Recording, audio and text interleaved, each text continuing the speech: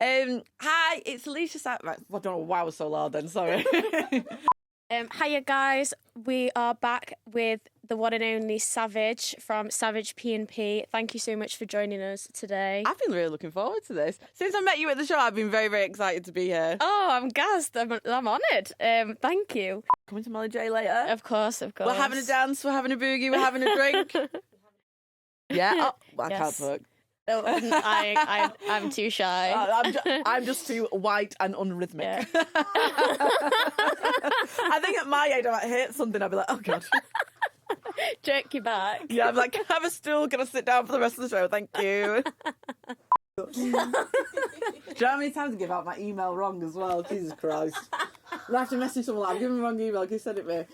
Hi, it's Alicia Savage from Savage P&P and you're listening to After the Applause.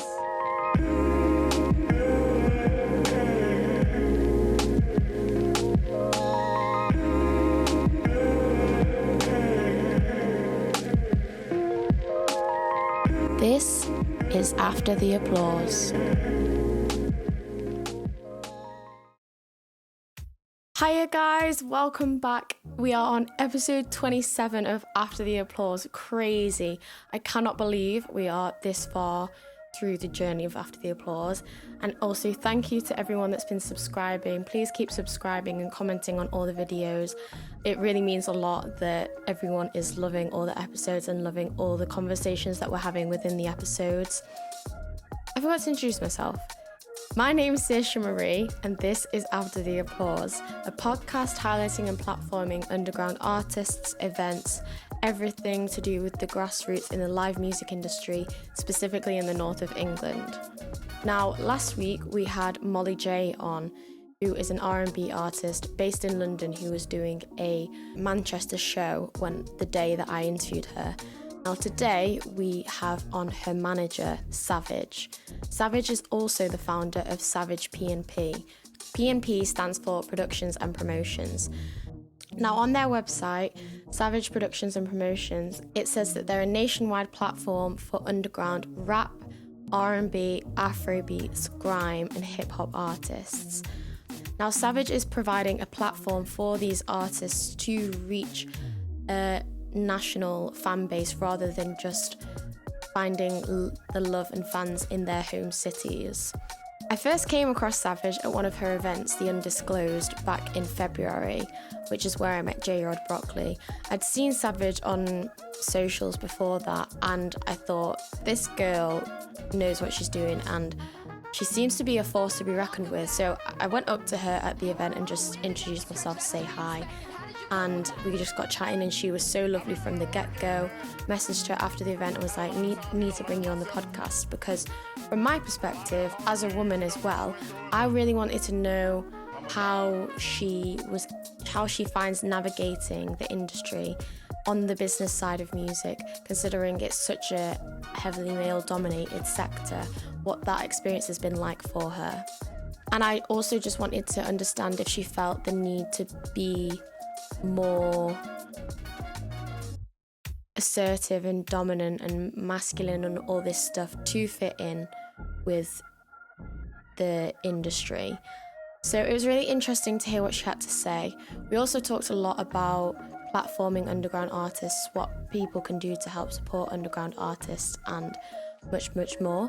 Of course, I started with the all-important question, what was the first gig Savage ever went to?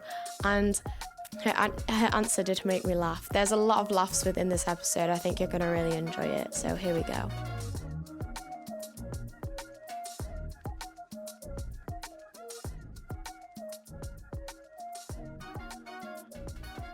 As a child, wow, God, cast my mind back. I've seen a lot of people in concert. If I'm being honest, I'm not sure if I can pinpoint the first person I went to say. If I had to guess, it was the Spice Girls. And I remember my mum took me, because like my mum's literally like an older version of me. She's like Alicia 2.0. And she was like, obviously you've got to be kid friendly. I'm like 4 years old. She took me to see Spice Girls. And I remember it was at the MEN, which is now called something else. And they had this spinning stage and they were all going la la la la la la. And I generally thought, oh my God, these are the Queens of England. I was like, these are the royal family spinning on this stage. And then, that is definitely, it might not be the first, but it's the first memory I've got. I always wanted to be Scary Spice, which suits quite well with Savage. And I'm always on a rant about something. How did you get into the business side of music? So I was absolutely feral when I was like a teenager, as most teenagers are. Still, disclaimer, still might be a bit feral now. And 19 years old, just woke up one day, I was like, I don't want to be here in England anymore. Booked a flight and accommodation to Ibiza that day and flew out a bit late, like a few weeks later, to do a season. And I just remember being in amnesia, and obviously everyone's so fixated on the DJ and the music, and I was just looking around at the atmosphere, the people, everything, the light and everything. I thought, I want to do this for the rest of my life, which obviously isn't the best ambition to have as a 19-year-old, being like drunk in a nightclub thinking, I want to do this for the rest of my life. But from that, I just studied events, flew out to Ibiza to do seasons. One thing that I think people don't realise is everything's a journey. Like, I didn't just go straight into music. I was a wedding planner for 2 years. Yeah, which teaches you how to be good with difficult people. And then I went into sponsorship, which really helps me now because I get sponsorship for my events and stuff like that. So I did sponsorship for global events.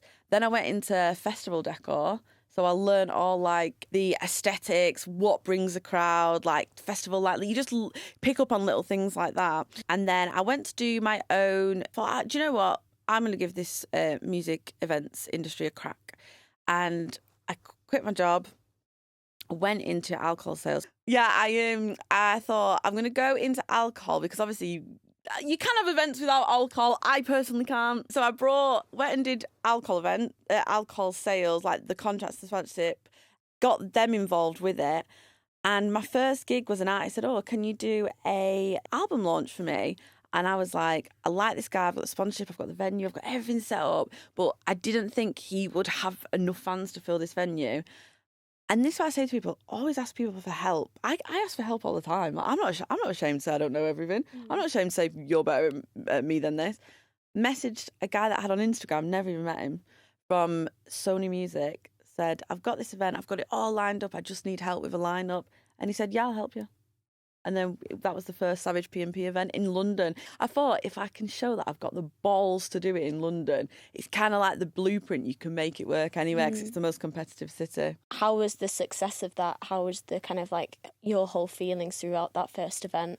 Your first event is always the most nerve-wracking because when I say I had a clue how to do an event because it's your first event, you don't know how to do your event, like your branding, what you stand for, what you're looking for, no one gets it right first 3 times at least. You know what I mean? Like, that's okay. And it was in a basement in London, in Dalston.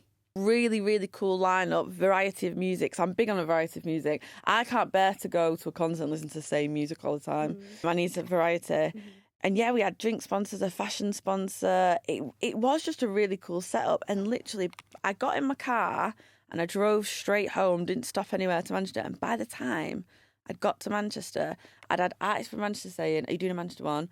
I had Chris from 258 messaged me being like, listen, I actually want to do live events. He's a recording studio, phenomenal. And he was like, I want to do live events. Can I get involved? And I had a venue saying, do you want to do a Manchester one? And I thought, well, it's the best thing I could have done. But I was successful in terms of a learning curve. I lost a load of money on that show because I budgeted all wrong. Thankfully, once you do one thing and you do acquire business partners, Chris, when I showed him what I spent money on, thankfully he was like, "You're joking." He was like, "You spent this much on this." He's like, "You're spending way too much money," and he obviously helped me with that. So then, since then, touch wood, we've always been in profit. A lot of kind of names that you've mentioned there were male. Yep. People within the industry. So one question I have for you, being part of the kind of business side of the music events scene, is have you kind of had to learn to be more assertive and more dominant because it is such a heavily male dominant industry? 100%. One thing that I will say, I've been very blessed. Mark from Scruff of the Neck, Chris from 258, Leo and TJ from Vibe, Alexandros from Mavro, Yusuf from Raise the Bar. They're all business partners that I've worked with that are male, and they are so respectful. And being able to go into a room, say your opinion, it's not laughed at, it's respected. They want to see you do well, so they offer advice, but you don't always get that look. Like, there have been so many men in the industry, and I'm going to be honest, like, when they do talk down to you, I just say to them, like, do you think this is original? Do you think, like, what you're doing right now is original? Because it's 2025 and we've had it for a very long time. Like, it's kind of the way the world works. Not saying that I agree with it, but yeah, you have to work harder as a woman. You have to have the balls, and you have to talk a little bit louder, not in like an aggressive way, but I do think men sometimes get a seat before you'd get a seat, and you've got to talk your way into the seat at the table. I would say to anyone, never be afraid to be yourself. Like, not everyone's going to like you. I've probably got quite a substantial enemies list. But I'm okay with it, because I actually don't like everyone. Do you know what I mean? Just constantly be yourself, because for the 3 people that don't want to work with you, there's 10 that do. And I've generally got a lot of business from men, and they're like, is Alicia perfect? No. But I like the way that she works and things like that. So it's quite nice to see that there are, although that it's not perfect yet, there are a lot more men within the industry that are respectful and want to see you succeed alongside them as well. Yeah. To be honest, Mark from Scuff the Neck has been a huge mentor to me. Like, everyone else has kind of like been a collaborative, whereas he's been like, right, we're going to help you get to the next level. And that's worth its weight in gold. You can go to 1,000 classes, 1,000 talk shows and YouTube videos, but having someone who's really rooting for you means the world. A good leader does not get everything right. Like, I'm the owner of Savage P&P, but I make a lot of mistakes. Do you know what I mean? I think I quite like making them, to be honest. Spice it up in the day. But what it is what's good about being a good leader is you can have all these ideas, but you still got to be open to other people to be like, actually, Sav, do you know what? We think this is better, and we've got your best interests at heart. And I think as long as you keep that in mind and keep those people around you, you'll always level up. Like, you're never 100% right, but you're on the right path. You set up Savage P&P yourself. What was missing from the live music scene that made you set up Savage P&P? So when I did my first show in London, again, that was a real just like learning curve for me. I was saying to artists, because I think this is some things that all industries don't understand. So, for example, I'm Molly J's manager, and I always say to her, like, how would you want to work with this? How would you want to do this? And it's because Molly is an artist. I've never, and if you've heard me sing, will never be an artist. Like, trust me now, it's not going to happen. So I can't understand things that I needed from her perspective. And when I did my first show, artists were saying, like, we appreciate being paid, thank you for paying us, but we've never performed outside London, you know. We've never had that opportunity. And I don't know if you can tell by this podcast, I've got a massive mouth. And I work all over the UK. And I thought, you know what, I might be able to tap into this and get opportunities. And then I started this thing called City Swaps. And I think that's what, at the time, a lot of people are doing it now. I'm not saying I was the blueprint. To be honest, I think it's something, as the world gets more accessible, more people are able to do. And I just tapped into something that I thought, do you know what? If I pay artists out of respect, incentivise them with City Swaps, so obviously like more tickets, revenues coming in, and then I save a bit of that money and I give it them to go on tour with me. So, I mean, this year alone, and we're only just got into May, I've already had 6 artists on tour. And last year I had nearly 30, and they're all underground artists, and a lot of them, I gave them their debuts in new cities. Like, to me, that's so rewarding. I've been to your Savage show, the Undisclosed one. The quality of the musicians as well that you have on there are like top tier. Do you know, can I just touch on that? Because I think the reason I'm very humbled. A lot of people say, your lineups are always top tier. It means a lot for people to come and say that. And I genuinely think the reason is not because I've got the musical gift here. I think it's because I bring people from different cities. Like, sometimes if you go to Manchester, to London, to Liverpool, to Bristol, it's all the top talent from that city, but you see them at numerous shows where, because I'm working in all these cities and moving everyone around. Like, we was in the studio before, and as soon as Molly J walked in, someone went, oh my God, is that Molly J? And she was like, I didn't even know people knew me in Manchester. I said, well, you're now on your third second show in Manchester. Your headline show tonight's in Manchester. You've sold more in Manchester than you did in London, and we sold out London. So it's that beauty of keeping. It's a global industry. So if you think you can just stick to one city and be big, you can't. What can people listening and audience members, what can they do to help support those underground artists? I would say, I think paying is a massive thing. I know there's a lot of people that say, oh, we're giving you a platform, we're giving you an opportunity. But if you look at the market, it's quite saturated. So what is your USP? What is your opportunity factor? Respect's a massive thing, like between artists and the behind the scenes team. Because there's artists I've worked with, I'm not going to name any names, don't worry. I'm not going to get you cancelled. Not today. There's artists I've worked with, phenomenally talented. Work ethic and attitude's terrible. I don't want to work with them again. And I have a big thing like, don't let talent get you in a room that character can't keep you.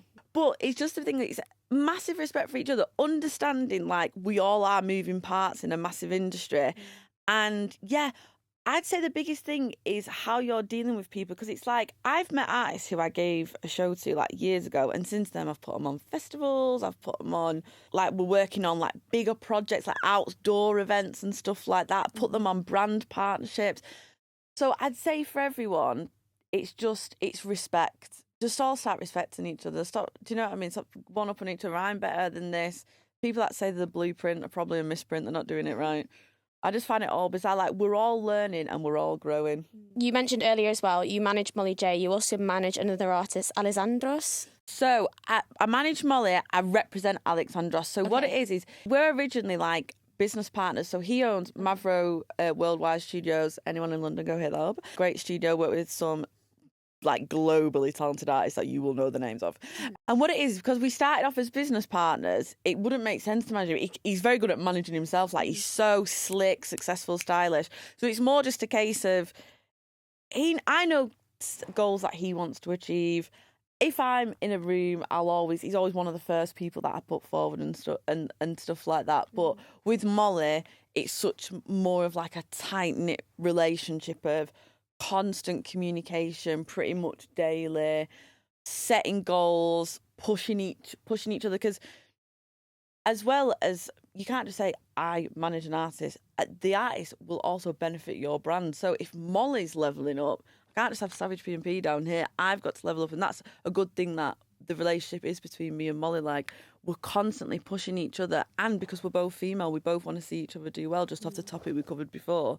We will eventually take on more artists. I've got a few that I'm looking at with Scruff of the Neck record label, but when you've got someone like Molly who is just on a trajectory like that, you kind of just want to completely keep the gas going with that rocket, because if I put my attention elsewhere, she might sky high and I'm just left down here. My question really was, what does Savage P&P provide for their artists that's unique and keeps them loyal to you?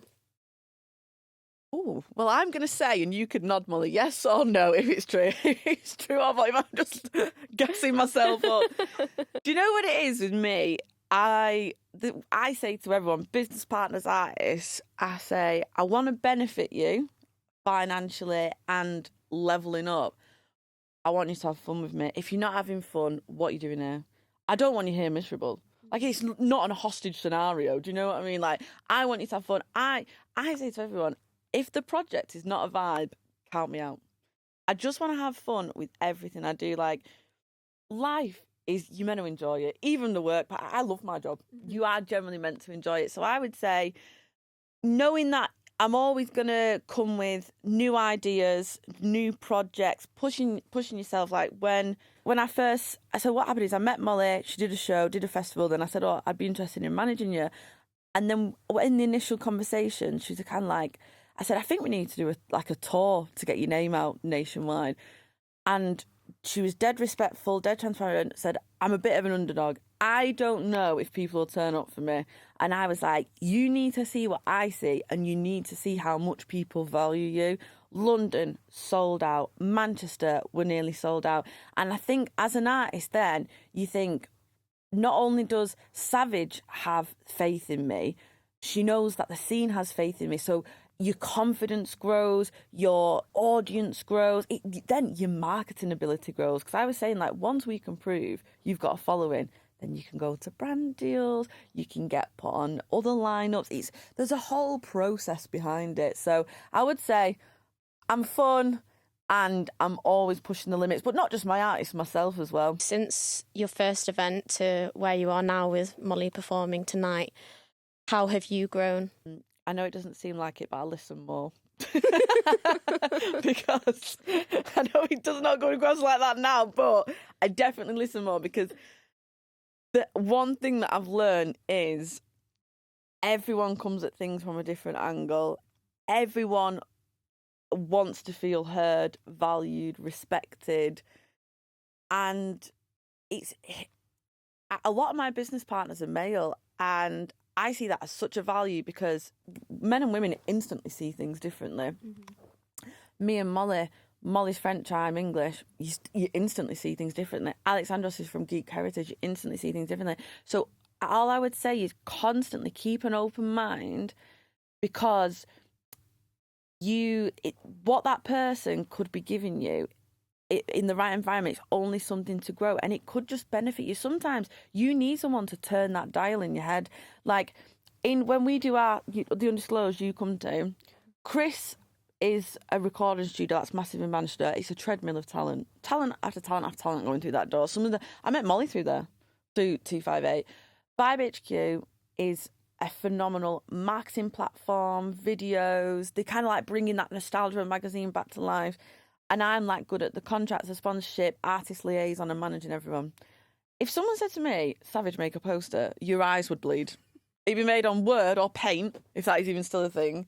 The colours and mix are like, I can't do it. So it's always as well tapping into people's strengths. Because if you have a weakness, it's not a weakness. It doesn't need to hold you back. What you do is just collaborate with someone who's good at that. And then, like, bringing people up. So that's why you got to listen to people. Like, I come up with ideas all the time. And they're like, no. But it's okay. Do you know what I mean? So, yeah, listening, open-minded, and always just going for it. Like, I started off in London to prove a point I could do it anywhere. I wanted to be one of the first to do a city swap. That's going really well at the minute. I've caught attention from, like, record labels, brands. I'm having meetings with like big boys, and it's just you've got to be yourself, but in like a respectful manner, if that makes sense. That's what I would say anyway. What are the future plans for Savage P&P? So many.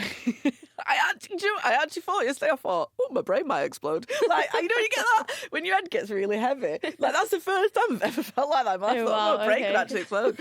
So we've got our first beach party in Liverpool. We're decking a terrace out with sand. Never worked with sand before, I'll let you know how it goes. We've just been shooting with a fashion label to try and keep it.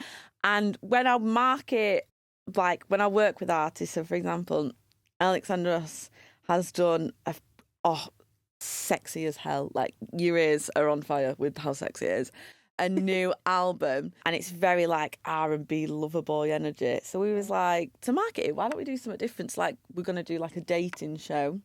Oh. So it's constantly thinking things like this. I want to do an event abroad. I'm doing an event in Glasgow. I've never done one there before. Like, I'm always trying to widen the cities that we go to, but also like thinking out of the box, doing things that people might not necessarily do, and just leveling up within my collaborations all the time. Because sometimes, like, people, even higher people, they want to work with the underdogs because the underdogs keep it fresh. Underdogs are usually, like, when people say, oh, I hate controversial people, I love them. Because controversial people change things. Like, if there's a controversial person in the room, I'll tap into it because they want to change things to either benefit everyone or benefit themselves. And if it's just themselves, I want to jump on it. Do you know what I mean? Because I think people that come with fresh and exciting ideas, they are seen at the first like, oh God, they're too much. But at the end of the day, they're the ones that turn the dial. So I would like to think I'm one of those. How can people stay up to date with what you're getting up to? So at Savage_P&P is the Instagram. The TikTok is at Savage_P&P. I've gone onto YouTube. I sound like a grandma. I've gone onto the YouTube. I'm not uploading a video yet, Fair but enough. that is at Savage_P&P. Can confirm because I did it the other day.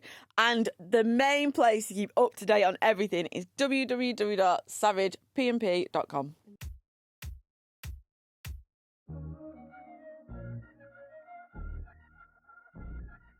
I found it really interesting finding out how Savage made her way through music and her whole journey into events. It isn't such a linear process, and I think that it's great for people to hear that it isn't just a straight road that you can follow. You know, there's so many turns that she took, but also the work she was doing before that, working in weddings, doing festival decor, sponsorship, all of those skills that she gained from those little career paths, she can bring into what she's doing now with Savage P&P. I think it's great that Savage made a point there that she's not afraid to ask for help. Even with being in the industry for such a long time, she's still not afraid to ask people for help and guidance, because you're not going to be amazing at every single thing, no matter what you think. And I think, you know, people are stubborn, and there's a pride thing there sometimes where we feel a bit worried to ask for help, but she's made that clear, like, people want to help you. If you ask them, they're going to help you, and just don't be afraid to ask, because what's the worst they can do? The worst they can do is say no, but at least you asked. Also, another point Savage made that I think we all tend to forget and don't really want to accept is that, I mean, although I've ever done an event anyway, but what she said was that your first event will never be perfect, and I think that's something people have to accept. This whole idea of perfectionism, we put so much pressure on ourselves for everything to be perfect and exactly right, but your first event isn't going to be perfect. Like Savage said, your first 3 events aren't going to be perfect. If they were perfect, then how could you grow and elevate your events from there?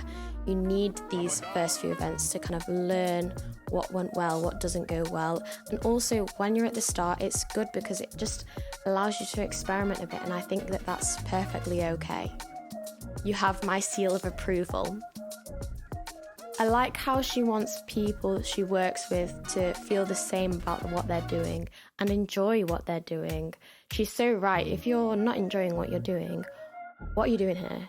Like, the creative industry, it's tough, it's hard, and it will really make you work. And if you're not enjoying that, what are you doing all this work for? You can't lose that passion and that drive. If you're not enjoying it, you need to reevaluate and rethink things. But yeah, you should always be enjoying everything you're doing, especially with your creative outlets. When she was answering that question about what it's like to be managed by Savage P&P, you can tell that working with her, you are guaranteed a number one supporter there. She would not invest the time into you if she didn't believe in your talents and your gifts. And that is exactly what you need in your team. You need somebody that genuinely cares about what you're doing. And Savage portrays that with everything she does as well, with the people she works with and partners with. And even when I've been messaging her prior to this episode going out, she's been so supportive and caring and just is such a champion for the work that everyone's doing. And it's so refreshing to see in an industry where everyone's just constantly competing with each other, actually having that sort of support system around you and people around you that want to elevate you alongside their elevation is what you need, and it's the comfort you need within this industry. Thank you so much to Savage for taking time out of your very busy schedule to come and talk to me about your experience within the music industry. I think no matter how you identify, this conversation will resonate with you, and the advice that she gives and shares about the industry from a business aspect, from a behind the scenes aspect, is really insightful. So I hope you all enjoyed it. The handles to her Instagram and TikTok and the link to her website will be in the description of this video, or if you're listening on Apple Music, it'll be in the description for the podcast episode. Wherever you're listening, it'll be in the description, so just go scroll down to the bottom of the description and you'll find all the links and handles to her socials. I appreciate you all for tuning in again. Thank you so much for all the feedback you've been giving. It's been really heartwarming and motivating for me to keep going with all of this and keep sharing everyone's stories and everyone's journeys and everyone's messages. And yeah, I hope you have a great week ahead, and I'll see you all next time on After the Applause.